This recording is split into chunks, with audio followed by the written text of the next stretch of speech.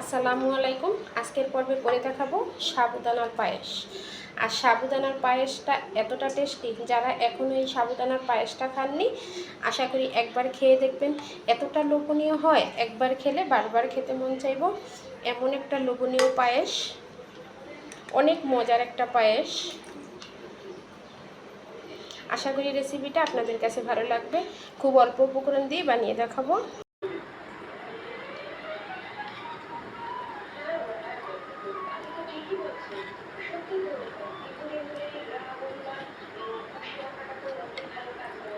সাবুদানার পায়েস বানাবো, তাই এখানে আমি আগে থেকেই হাফ কাপ সাবুদানা সেদ্ধ দিয়েছি।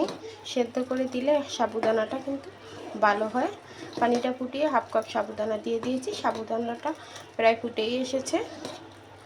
আর 2 মিনিট রেখে সাবুদানাটা নামিয়ে নেব। এখন সাবুদানাটা চুলা থেকে নামিয়ে নেব। এখানে আমি 1.5 লিটার গরুর দুধ নিয়েছি, আর দুধটা আগে থেকে জাল করা ছিল। এখানে 2টা এলাচ দিয়ে দিলাম। এখানে 1 মুঠো পোলাও চাল নিয়েছি। পোলাও চালটা আগে ভিজিয়ে রেখেছিলাম। পোলাও চালটা দিয়ে দেব। দিয়ে নেড়ে চেড়ে মিডিয়ামে রেখে পোলাও চালটা ফুটা পর্যন্ত অপেক্ষা করব। সামান্য 1 চিমটি পরিমাণ লবণ দিয়ে দিলাম। চালটা অনেকটা ফুটে গেছে, দুধটাও দেখুন ঘন হয়ে আসছে। এখন এখানে আমি দিয়ে দেব চিনি। আমি এখানে লাল চিনি ব্যবহার করব। 1 কাপের মতো চিনি নিয়েছি, চিনিটা দিয়ে দেব। তবে সবটা চিনি দেব না, আমি অর্ধেকটা একটু বেশি পরিমাণে চিনি দিয়ে বাকি চিনিটা রেখে দেব। প্রয়োজন হলে আবার দিব। মিষ্টিটা বুঝে শুনে দিলেই ভালো হয়।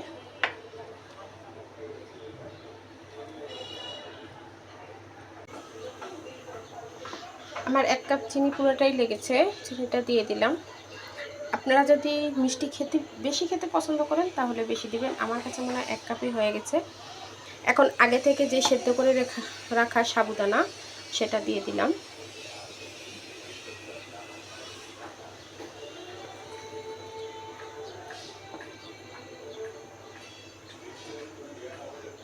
সাবুদানাটাও দিয়ে দিচ্ছি। পায়েসটা কিন্তু খুব ভালো মতো রেডি হয়ে গেছে। এখন এখানে দিয়ে দিব আমি 1 টেবিল চামচ ঘি। যখন পায়েসটা নামাবেন তখন 1 টেবিল চামচ ঘি দিয়ে দিবেন, এতে করে সুন্দর একটা শাহি ফ্লেভার আসবে। আর হাতের কাছে ঘি না থাকলে আপনারা এখানে হাফ টেবিল চামচ কেওড়ার জল দিতে পারেন। তবে আমার কাছে কেওড়ার জলের থেকে ঘিয়ের ফ্লেভারটাই বেশি ভালো লাগে। এখন আমার পায়েসটা রান্না হয়ে গেছে। এটা আমি এখন চুলা থেকে নামিয়ে নেব। এটা কিন্তু আরও ঘন হয়ে যাবে যখন এটা চুলা থেকে নামাবেন। তারপর আমি পরিবেশন করে দেখাবো।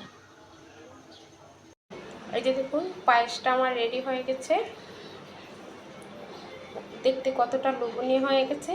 আশা করি আজকের এই পায়েসের রেসিপিটা আপনাদের কাছে ভালো লেগেছে। আর আমি একটু দেখাচ্ছি, এই যে দেখুন কতটা সুন্দর হয়েছে। এটা ঠান্ডা হলে কিন্তু একদম ফ্রিজে রেখে খেলে আরও ঘন হয়ে যাবে, এতটা লোভনীয় হয়েছে। একবার আপনারা বাসায় বানিয়ে খেয়ে দেখবেন। আশা করি আপনাদের কাছে রেসিপিটা ভালো লাগবে।